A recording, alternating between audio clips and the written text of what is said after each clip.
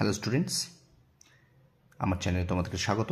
আমি তোমাদের সামনে পড়ছিলাম জ্ঞানচক্ষু গল্প, আশাপূর্ণা দেবীর লেখা ক্লাস 10। এই ক্লাসটি কিন্তু অবশ্যই 2026 মাধ্যমিক পরীক্ষার্থীদের জন্য।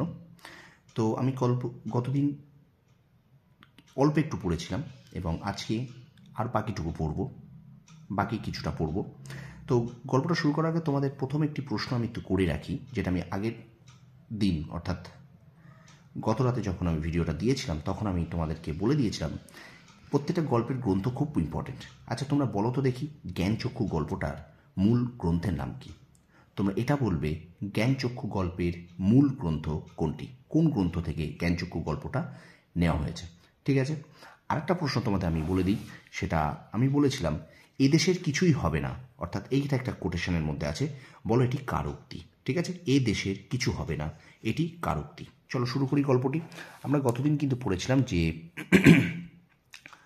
ছোট মাসি সেই দিকে ধাবিত হয়। ঠিক আছে, দেখো এখানটায় কিন্তু গল্পটা একটা অন্য ধরনের মোড় আছে। ঠিক আছে, এটা কিন্তু অনেকটা পরের পার্ট, গল্পের কিছুটা পার্ট অর্থাৎ সেকেন্ড পার্টটা কিন্তু আমরা পাবো পরের পৃষ্ঠায়। ঠিক আছে, সেখানে কোন জায়গায় সেটা পাবো সেটা আমি বলে দেবো। দেখো শুরু করি। মেসোমশাই তাহলে কলেজের প্রফেসর। ঠিক আছে, তপন অবশ্য না বলে প্রবল আপত্তি তোলে, কিন্তু কে শোনে তার কথা। ততক্ষণে তো গল্প ছোট মেশোর হাতেই চলে গিয়েছে। হইচই করে দিয়ে দিয়েছে ছোট মাসি তার ঘুম ভাঙিয়ে।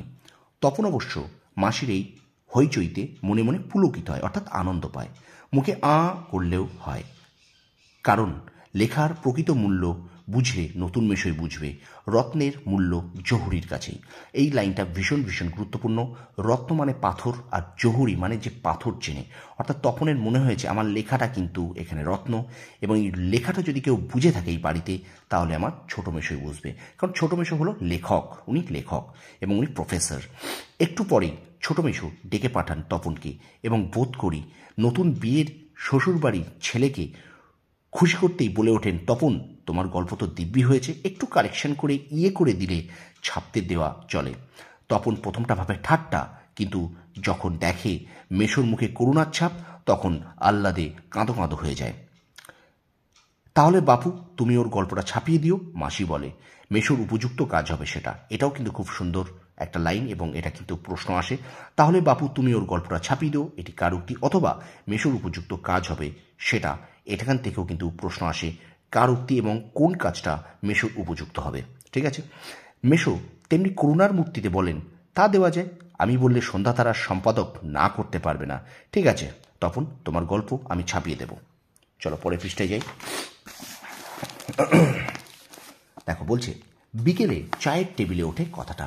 এখান থেকেও কিন্তু প্রশ্ন আসতে পারে কখন কথাটা ওঠে, বা কোন কথাটা ওঠে, চায়ের টেবিলে কোন কথাটা ওঠে। ঠিক আছে, আর সবাই তপনের গল্প শুনে হাসে, কিন্তু মেশো বলে, না না আমি বলছি তপনের হাত আছে। এই হাত আছে মানে কি? হাত আছে মানে কিন্তু লেখার দক্ষতা, লেখার ক্ষমতা আছে ওর। এটা কিন্তু এখানে তপনের ছোট মেশো বলতে চেয়েছেন। চোখও আছে, নচেত এই বয়সের ছেলেমেয়েরা গল্প লিখতে গেলেই তো হয় রাজারানীর গল্প লেখে, নয়তো খুন, জখম, অ্যাক্সিডেন্ট, অথবা না খেতে পেয়ে মরে যাওয়া, এই সব মাল মশলা নিয়ে বসে। তপন যে সেই দিকে যায়নি, শুধু ওর ভর্তি হওয়ার দিনের অভিজ্ঞতা আর অনুভূতি বিষয়ে লিখেছে, এটা খুব ভালো ওর হবে। অর্থাৎ তপন যে গল্পটা লিখেছিল তার মূল বিষয় কী ছিল, সেটা কিন্তু ওর স্কুলের প্রথম দিনের অভিজ্ঞতা এবং অনুভূতি। শুধু অভিজ্ঞতা লিখলে কিন্তু এখানে হবে না, এখানে কিন্তু অবশ্যই তোমাকে উল্লেখ করতে হবে যে ওর অভিজ্ঞতা এবং অনুভূতি। ঠিক আছে, তপন বিহল দৃষ্টিতে তাকায়।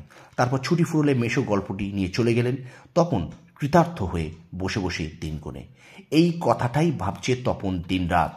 অর্থাৎ এইবার দেখো গল্পটার সেকেন্ড পার্ট, অর্থাৎ বিয়ে বাড়ির থেকে চলে যাওয়ার পরে বাড়ি ফিরে এসেছে, এবং ওটা ছিল তার আগের। ঠিক আছে, তো ছেলেবেলা থেকেই রাশি রাশি গল্প শুনেছে তপন, আর এখন বস্তা বস্তা পড়ছে।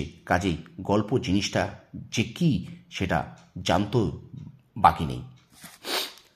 শুধু একটাই জানা ছিল না, সেটা এমনই সহজ মানুষই লিখতে পারে। নতুন মেশো কে দেখে জানলো সেটা। অর্থাৎ শুধু একটাই জানা ছিল না, কি জানা ছিল না, এখান থেকে একটা প্রশ্ন আসতে পারে। তবে আর পায়কে তপনকে। দুপুরবেলা সবাই যখন নিথর তখন তপন আস্তে একটি খাতা, ব্র্যাকেটের মধ্যে দেখো হোম ট্যাক্সের খাতা আর কি, বিয়ে বাড়িতেও যেটি মা না আনিয়ে ছাড়েন। এখান থেকে প্রশ্ন আসে যে বিয়ে বাড়িতে তপন কি নিয়ে গিয়েছিল, উত্তর লিখবে হোম ট্যাক্সের খাতা। আর কলমটি নিয়ে 3 তলা সিঁড়িতে উঠে গেল, আর তোমরা বিশ্বাস করবে কিনা জানি না, একাশনে বসে লিখে ফেললো আস্ত একটা গল্প। অর্থাৎ তপন কোথায় বসে গল্প লিখেছিল প্রশ্ন আসতে পারে, উত্তর কিন্তু 3 তলা সিঁড়িতে বসে। লেখার পর যখন পড়ল গায়ে কাঁটা দিয়ে উঠল তপনের, মাথার চুল খাড়া হয়ে উঠল। একই ব্যাপার, এ যে সত্যি হুবহু গল্পের মতোই লাগছে, তার মানে সত্যিই এক গল্প লিখে ফেলেছে তপন, তার মানে তপনকে এখন লেখক বলা চলে। হঠাৎ ভয়ানক একটা উত্তেজনা অনুভব করে তপন, আর দোদ্দারে নিচে নেমে এসে ছোট মাসিকেই বলে বসে, ছোট মাসি একটা গল্প লিখেছে। অর্থাৎ এখান থেকে প্রশ্ন আসতে পারে তপন তার লেখা গল্পটা প্রথম কাকে দেখিয়েছিল। ছোট মাসি ওর চিরকালের বন্ধু, বয়সে বছর 8 বড় হলেও সমবয়সী, কাজেই মামার বাড়ি এলে সব কিছুই ছোট মাসির কাছে। তাই এই ভয়ানক আনন্দের খবরটা ছোট মাসিকে সর্বাগ্রে দিয়ে বসে। আমি একটু দ্রুত পড়ছি কারণ ভিডিওটা একটু আমার ভিডিওগুলো ছোট হবে, 7-8 মিনিটের, তাই একটু দ্রুত গল্পটা পড়ার চেষ্টা করছি এবং প্রত্যেকটা লাইন থেকে কিন্তু প্রশ্ন কীভাবে আসতে পারে সেগুলো কিন্তু তোমাদেরকে বলে দিচ্ছি। ঠিক আছে, মন দিয়ে ক্লাসটা করো, আর অবশ্যই আমার চ্যানেলটা শেয়ার করো, আর অবশ্যই আমার চ্যানেলটা সাবস্ক্রাইব করো, আর পাশে থাকা বেল আইকনে প্রেস করে রাখো। তাহলে তপনের ছোটবেলার বন্ধু, চিরকালের বন্ধুকে না ওর ছোটো মাসি, এবং ছোটো মাসি তপনের থেকে কত দিনের বড় না, সেটা কিন্তু 8 বছরের বড়। তবে বিয়ে হয়ে ছোটো মাসি যেন একটু মুরব্বি হয়ে গেছে। মুরব্বি মানে একটু জ্ঞানী গুণী, অর্থাৎ একটু যেন জ্ঞান দিতে শুরু করছে, একটু বয়োজ্যেষ্ঠ ভাব হয়ে গেছে। ঠিক আছে, তাই গল্পটা সবটা না পড়েই একটু চোখ বুলিয়েই বেশ পিঠ চাপড়ানো সুরে বলে, ওমা এ তো বেশ লিখেছিস রে, কোনখান থেকে টুকলিফাই করিস নি তো? এই লাইনটা কিন্তু খুব ইম্পর্টেন্ট, কোনখান থেকে টুকলিফাই করিস নি তো। দেখা যাচ্ছে এখান থেকে প্রশ্ন দিল এবং বলল উক্তিটি কার। ঠিক আছে, ছোট মাসি, ভালো হবে না বলছি। আরে বাবা খেপছিস কেন, জিজ্ঞেস করছি বই তো নয়, রোষ তোর মেসোমশাইকে দেখাই। কিন্তু গেলেনই যে কোথায় গল্পের সেই 8-7 ছাপার অক্ষরে গাঁথা চেহারাটি, যার জন্যে হাঁ করে আছে তপন মামার বাড়ি থেকে বাড়িতে চলে এসে।